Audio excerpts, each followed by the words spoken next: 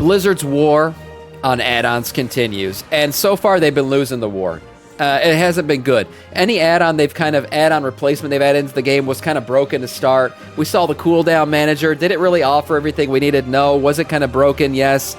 They're working on it. They're working on it. Evidently, we owe Blizzard an apology. Now the death of add-ons looks real, says Bellular. Blizzard working hard to get all of their add-on replacements into the game. We know with 11.2 we're getting kind of a revamp of the Cooldown manager, and they're working on a few other things. Let's see what's going on here in terms of Blizzard's UI development and their killing of add-ons. Well, everyone, I've got the feeling that those, oh, I guess we're at this bit of the Bellular cycle comments are going to be particularly fire in this video. Because, look, in a way, at least for one thing, we may owe Blizzard a little bit of an apology. Don't worry, just a small one. Now, look. I mean, I said this from the very beginning. Blizzard's going to get this right eventually. It's going to take them time, right? They can't just kill off add-ons tomorrow. But one thing I will say is they're gonna eventually get this right. It's gonna take them a few iterations, but eventually they're gonna have basically what you get in your add-on implemented in the game. And the best part is, it's never gonna be broken. You don't have to update it. You don't have to worry about, oh, new patch came out. Is my add-on gonna work? It should all work seamlessly. Now, I say that it's Blizzard, right? Working seamlessly hasn't been a thing for them lately. But I still believe in their ability to eventually get this shit done. It's just going to take them some time. We're excited whenever they announced the Cooldown manager. But we doubted them, rightly, and then it launched. And when it did, it was missing crucial features. It was missing customization. It felt like a classic Blizzard move. Announce something cool, get some nice PR, under-deliver, move on. Not necessarily because they mean bad, but because, goddamn, it's a big game and it's kind of hard to make things. And we essentially thought that because of that, their anti-combat add-on crusade was kind of doomed. That's where today's news is big. Yeah. It kind of just proved us wrong. They would. I figured they would. How do you feel about the personal banking changes? Are you talking about getting rid of those old legacy items that you can't use in the game? I don't care about that. That's fine. Those items that people still had in their banks, you can't even use them. You try to equip them, they just nothing works. Blizzard got rid of, if you don't know, they cleared out a bunch of people's banks, getting rid of like these super old legacy items that really don't exist in the game anymore. I'm fine with that. If it ain't broke, don't fix it, though. I think Blizzard's got a bigger plan. I don't think this is about just replacing add-ons. I think WoW's coming to console eventually, and you can't have add-ons on console, so that's probably part of this reason. Also, just add-ons in general have created a lot of issues for raid fights and raid encounters when it comes to just people overcoming raid encounter boss fight mechanics with add-ons. That's not a good thing. It ends up being an arms race that Blizzard just doesn't want to deal with anymore. So there's a few reasons here why they're doing this. I agree it's not broken, but, well, actually I would say boss fights are kind of broken. But I think Blizzard's got bigger plans here than just replacing add-ons. If it's broken, how is there an arms race between adding devs and Blizzard's every patch and raid race? I think I'm confused by that comment, but I think what you mean is it is broken. You 100% have add-ons on console, not the way you can on PC. No, and plus it's a barrier to entry. Your regular Xbox simps, okay, your Call of Duty Andes out there do not know how to fucking download add-ons. You guys got to remember that. There is like kind of a barrier to entry with figuring out how to do this shit. And most of your just, I work my 9 to 5 and I come get my new skins on Call of Duty. Those guys are not going to realize how to fucking download add-ons. That's the truth. You got to remember, you got to lower the barrier of entry to the lowest common denominator, and it's pretty damn low when it comes to gaming. Understand that, especially when you include console players. Because killing combat add-ons is no small task. To do it, they will need the big guns whenever midnight drops or afterwards. And the good news today is they just pulled out the nuke. I've got big news for the thousands of you who have joined me on today's sponsor, boot.dev, and that news is TypeScript. The entire backend learning path is now playable in TypeScript as well as Go. That's kind of huge. And it's funny, Lane's tweet is basically, fine, you win, we've capitulated to the ways of soy because enums. If you're wondering what an enum is and why you should want one, well, this is a good way to find out. And as for why you should care, well, TypeScript is Microsoft's, to put it simply, super-powered version of JavaScript. Static types, fearless refactors, editor auto-completion, a lot of things that make companies like Google, Slack, and Airbnb trust it in production. It's a really powerful skill. To put a long technical story short, it lets you catch bugs while you're coding instead of whenever the server blows up and kills everyone. So, what boot.dev does is it wraps all that good stuff in an RPG with quests, XP, boss fights, real-time leaderboards. Can boot.dev teach us how to use AI to code? All of that while you're wiring up databases, that's the real way to do it. APIs, deploying all your stuff to the cloud, and now being able to do that with TypeScript. And by the time you finish the path, you'll have a portfolio that is full of back-end projects, and you'll have the confidence to go in and dual-wield TypeScript and Go on any gig. That's going to look awesome to an employer. And here's the best way to save money. Go to boot.dev/Bellular. Use code Bellular for 25% off. And because 25% of a bigger number is a bigger number, if you do that with the yearly plan, you'll get the biggest saving. And don't worry, because if you don't gel with it, there's a zero-risk 30-day money-back guarantee. There you go. Do it. On Wednesday, Blizzard posted an article. The title was The Cooldown Manager and Future Updates. And honestly, that's an incredible understatement. If you just skipped this because it was a boring title, we looked at this. I wouldn't blame you. But my god, this is humongous. Here's why. First up, advanced cooldown settings. You can completely customize which abilities are included in this, which category they're in. Yeah, and this is where Blizzard's add-on development has kind of laxed. Obviously, the customization that goes into any add-on that you just go and download off a curse right now is almost infinite. Whereas Blizzard's, first iteration was just very cut and dry. They were basically picking the cooldowns that you can see, and then, the rest of them, good luck with it. Now they're letting you choose, yourself, right? Get that stuff in, order it up the way you want it, pick how you want it, size it, do all that shit. It's more customizable now, and that's what people want from their add-ons. People want to be able to customize the shit out of them. So the more customizations that Blizzard adds in there, the closer they get to the real deal of what it is. Hey, Sam, you dumb bitch. Thank you for that comment. I appreciate it. Complete list of class buffs with some customizations as well. You can track them as icons, you can track them as bars, and there's no complicated configuration stuff either. It's fully just drag and drop over to the category that you want. And then, yeah, that's it. Done. Simple. You can order them however you like, and here's the kicker. It also supports abilities and buffs that you don't have yet.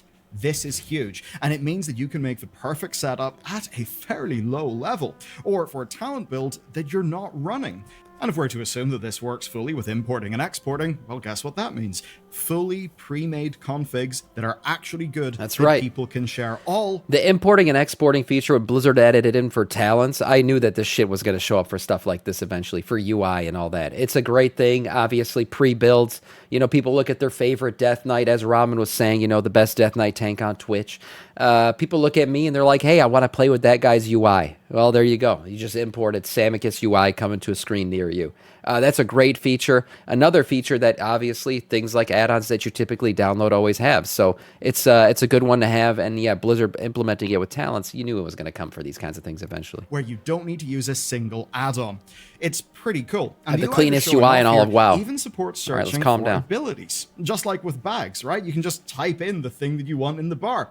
And, well, my money here is that this is all the same UI system. I think they're building basically on top of it over time. I mean, we've got a new quest log, we've got a new event system, we've got the warband screen, and now this. We're essentially seeing a WoW 2 being built under us.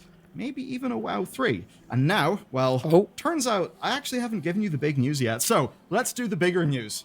Debuff tracking. Yes, they will add a new category here, and you can just stick all of your debuffs in that category. Or you can lump them with your existing cooldowns. It's fully your choice.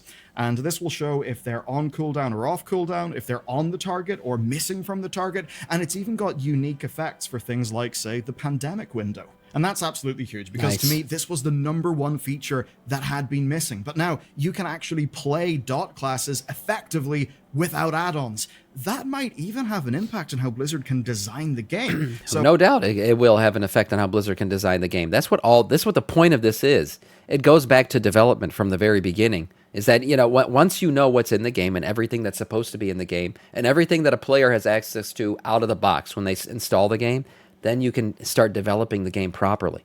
But when you got to account for add-ons that you're not creating yourself, you don't know what's next, what's coming around the corner with some of these add-ons because you don't work with these developers, then you got to always try to make things a little bit tougher. You got to always try to account for the unknown. That's a tougher way to make a game, no doubt. And General Fairy Druid without DPS add-ons, I'll believe it when I see it. Look, it's gonna happen eventually. They'll get your favorite add-on to the game eventually. They're working on Cooldown Manager right now. Like he just said, the map UI, guys, bag add-on used to be a requirement. Things like bag add-ons, bag on or whatever the fuck it was called, different auction house add-ons. You guys don't realize it, but there's a lot of add-ons you used to download already that you don't need anymore in the game. There's a lot of things like that. So this is just another thing. Eventually, they're going to work on it enough to the point where it's gone. Same with DPS meters. We know they're working on one of those. When Blizzard has its own DPS meter, and they add something in like an augmentation evoker that, if you don't remember, broke all of our DPS meters when it first got introduced, guess what? You won't have to deal with that. When Blizzard's the one doing it, if they're adding a class in, they're going to be able to implement it properly on the DPS meter from day one. Now, maybe I'm overconfident in Blizzard's ability to develop, considering how patches have launched recently.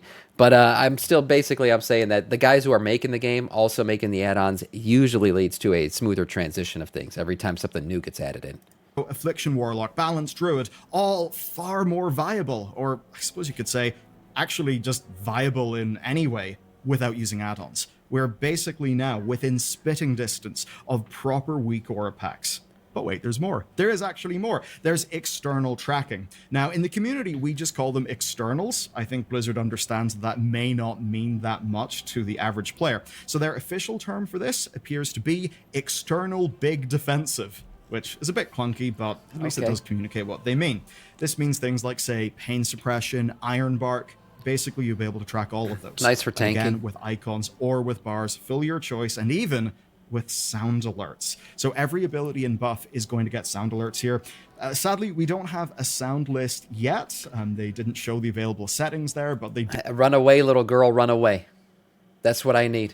I need it. It better be in there. If it's not, then this is completely useless. And I'll take back everything I said about my confidence in Blizzard to get this right. Yeah, sounds are good. Now, I will say, I can't stand watching people who stream with basically no WoW sound, no music, no nothing, and all you hear is a bunch of dings and horns going off constantly. I don't understand how people play like that. That is completely, it's like some kind of schizophrenic way to play the game. They're literally just playing based off of horns and dings going off. I think at some point I heard somebody moan in one of these things when I was watching somebody play. I don't know what's going on with them, but yeah, we need the little girl one. That's a good one. Did say they're going to do it. And what we can see here, by the way, these are wireframes. Sam has said that phrase all his life. God, Jesus, I walked into that. They're working on this feature. Now, they also said they're exploring more edit mode hooks as well. More resizing options, more repositioning, even things like Cooldown Manager profiles being separate from edit mode. So you can have your edit mode like profiles for your overall UI, but then separate profiles for your Cooldown Manager stuff. Oh, and nice. Overall, this means that they are actually goddamn serious about replacing weak auras. This is the proof, and I think this version has got a real chance.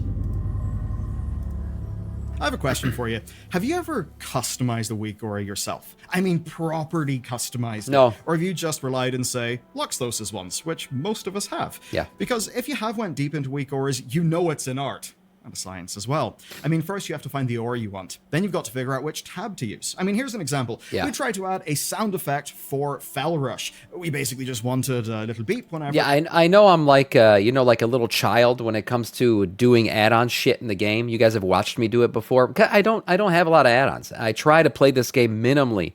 Like, I try to play it in its natural form, the best I can. And I know most of you guys have 36,000 weak auras, and every time I try to fix a weak aura for any reason, a lot of times I break it, or I just end up downloading somebody else's version of it. I don't deal with this shit. So yeah, it is overly complicated. And like I said, we get into the console side. Imagine trying to fix a weak aura on a PlayStation. Jesus Christ. With using the controller to freaking put some code in or something? Holy... Yeah, it's not possible. It is possible, but I mean, oh my God, how long it would take, and how disgustingly rudimentary the entire process would be when it comes to trying to teach somebody else how to do it. Now, rudimentary means easy, but yeah, you get what I'm saying. It would just be a big barrier to entry again. So no, we don't want that. We want pre-downloaded shit that you can just get from somebody else, and that's what Blizzard's putting in here. It is going to be usable again. Now, what of these... How new are you to console? I'm new to WoW on console. I play console games all the time, but I don't download add-ons for them. It is. Do you think it's actions? Wrong. It's not actions, because this Fell Rush aura always shows. Actions are only for show and hide. So no, you don't want actions, you want conditions. You want to check the trigger conditions. You want to find the one that shows charges, and if charges go above 0 or if cooldown is false, then you can press your sound, or hit your sound, play your sound, pick one from the list. Now, that could take minutes, for some people way more than it's just a game within a minutes game to figure out and test. And like those of us who have maybe, like most of the people on our team, maybe from a computer science background, well, this is kind of fine because it feels like programming. But that's not what's going to be reasonable for the average person. What matters is that what Blizzard are making is actually going to be usable by pretty much anyone. And the example I gave was just adding a sound effect to Fel Rush. Take a look at like a Luxthos pack. That dude does serious goddamn work. That's really detailed. That must take him hours upon hours upon hours. For every class? Oh my with God. This, it's going to be way easier. And certainly for a new person, using weak auras, I think is basically not really a realistic thing, even though they essentially are needed for raiding a Mythic Plus in many cases. Now, with the upgraded cooldown manager, we can easily get the same outcome, just playing a sound effect for Fel Rush. But based on how it appears to work, doing that's essentially just a single button press. No fiddling. You just find the ability, attach the alert, and you are done. Let's also talk sounds. You can set up custom sounds in weak auras, or you can just trust Blizzard to have some natural sound effects. I doubt you'll be able to have it say scream, "Oh baby, a triple," whenever something comes off cooldown. But at least that will mean that Blizzard will probably choose some things that actually make sense. They'll work with in-game sound effects, and the runaway little girl runaway is a Blizzard in-game sound effect for the wolf when you used to do the Karazhan thing. So yeah, they're gonna work with in-game stuff. There's a lot of really good in-game voice lines. I mean, if Blizzard could, if what's it called? If I get a crit that it's ready to go, and I know that shit's ready to go, if they can have me do the Sire Denathrius on your knees, oh man, I'll be ready. I'll be using that. That's a great one. There's so many good voice lines in the game that they could use. For the World of Warcraft. Now, the same also goes for everything else as far as we can tell. Reordering things is simple. It's just drag and drop. So overall, World of Warcraft's version is clearer, it is more natural, and here's the important part. It is, air quotes, worse than weak auras overall, but it's easier to use. And for, I think, the vast majority of people, that means it will be better. Now, let me also put on far more accessible, for sure. I'm the average person. Jonesy says I'm the average person and found out how to make weak auras in 10 minutes. You're not the average person. You're not. I think you're overestimating what the average person is capable of when it comes to working on add-ons in the game or on console, even worse. You got to remember, if you're at the 50th percentile, that means 50% of the players are dumber than you. Don't forget that. So yeah, it's not something that's very accessible. And I will say there's plenty of people who have opened up weak auras, tried to do something, and completely screwed it up. Baldicus, Smolicus, where art thou, Hericus?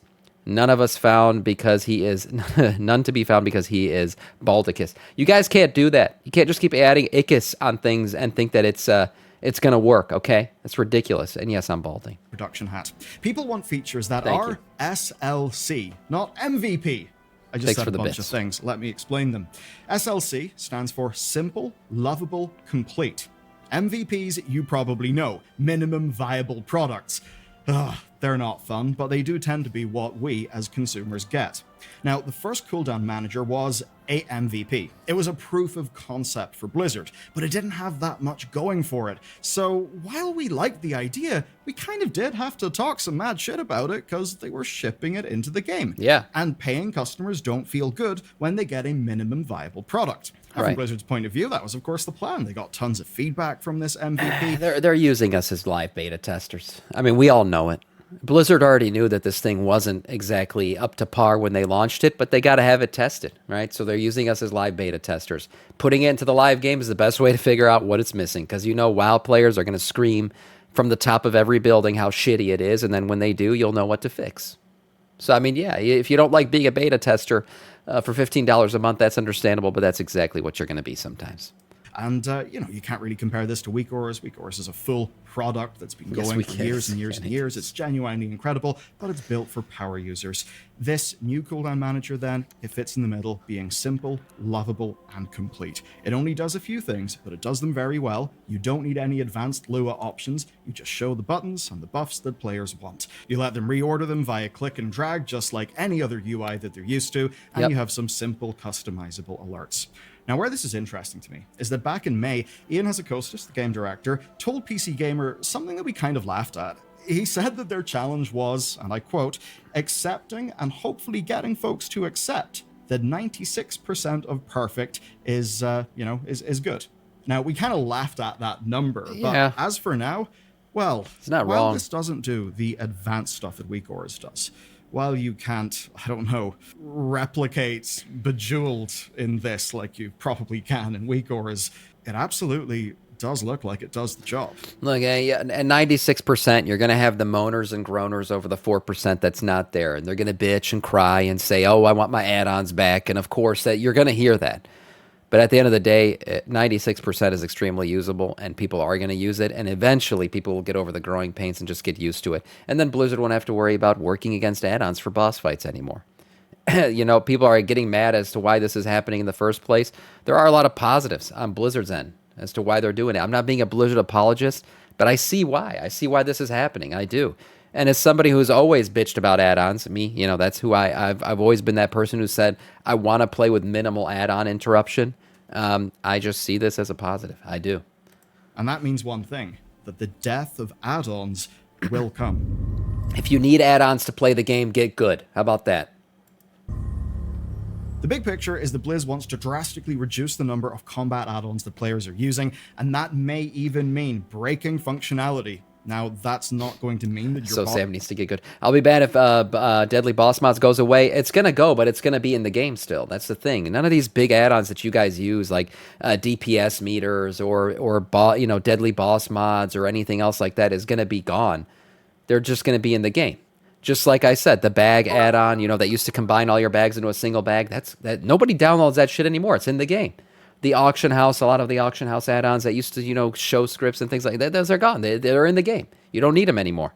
So that's the whole thing. It's like all this shit that you used to require yourself to have, you don't even realize it, but you don't need those add-ons anymore because they put them in the game. They're not going to get rid of something from the game before it's ready to be implemented. So don't worry, your DBM is not going anywhere. It's Maticus. Samiccus is Maticus. Because he don't have Hericus, Samiccus has become Accepticus. All hail, the bald of mountains, Oldicus. That's ridiculous. Thank you for the 100 bits. Boss fights will suddenly feel completely impossible. False. It means that they will be able to design fights that are catered for a Homo sapien, not for a whole bunch of code. Now, to get that right, it really does need to be good, like this feature. And that's why it's important that these updates don't have a timeline. They're not a surprise addition to patch 11.2. But I think the timing isn't a coincidence, because once 11.2 hits live servers, well, three things are going to happen very fast. First, 11.2.5 will go in PTR for testing. We'll see whatever else they're cooking. And very shortly after that, Gamescom. We'll have a big cinematic, tons of dev panels, perhaps like an echo of the BlizzCon that we're not getting this year. And maybe we'll learn more there. Maybe they'll show more gameplay and player housing. And after that, very shortly, will come Alpha. And then when we get hands-on with this expansion, well, no system or UI change will be able to hide from us. We very much will find out which add-ons will be replaced in 2026. Yeah, unless it's Blizzard, inevitable. of course, decides to do a big surprise and perhaps drop this in the next 0.5 or 0.7 patch. And I'd definitely say on the UI front, Blizzard have been shockingly fast. Now, obviously, we have our gripes with recent patches. I don't think that they did this the right way, honestly. And I get that the feedback was useful, but I don't think it was worth the cost to paying customers. Changes came in so fast that they ended up being sloppy. The Warden story didn't hit every mark that the problem is, it's like, what's it called? First impressions matter most. I mean, a lot of us, I tried the Cooldown Manager on stream. I tried it, and it was so shit that I just ended up turning it off eventually, right? I didn't use it anymore. And the problem is, I think it's harder to get people to try again than trying the first time. So Blizzard got to be a little bit more careful with how they implement these things. You can't just really throw it in completely broken. It's got to be usable. So I think that was a mistake in the way they did that, and hopefully going forward, they're a little bit more polished before we get them. Wanted it to, but one thing is kind of hard to deny. It seems Blizzard are tackling problems that we just thought would plague the game forever. I genuinely did not think they would do a Weak Auras competitor that has the customization, has the power of this new tool that they're presenting. So the fact that they're willing to actually take that on I think that shows a commitment to the longevity of this game. And honestly, it does seem they're making progress faster than we imagined. But I'll tell you what sure as hell was not faster than we imagined. Getting a speed set on a new character. Ooh. We're doing a fresh account challenge. Episode 1 got like 600k, really, really big. I think we watched marketing on part 2, but it is out. People do appear to have had quite the chuckle at it. So if you want to see us suffer in the Shadowlands, amongst some other things, watch this video next. Nice, yeah. Overwhelmingly good reviews on One Button. One Button rotation was good at launch. One Button rotation was polished the day it came out. They got that shit right off the bat. So yeah, that had good reviews for sure. The cooldown manager, not so much. So I don't say they gotta be perfect the day they launch some of these add-ons, but what I will say is it's got to be better than it was with the cooldown manager for sure. Overall, this shit's coming whether you like it or not. And Blizzard's going to continue on this path forward. Like I said, there's many benefits to Blizzard to getting rid of add-ons. But all I have to say is your big boy add-ons, the ones you love most, they're going to be in the game. They're not getting deleted without showing up on Blizzard's end first. But overall, nice video from Bellular.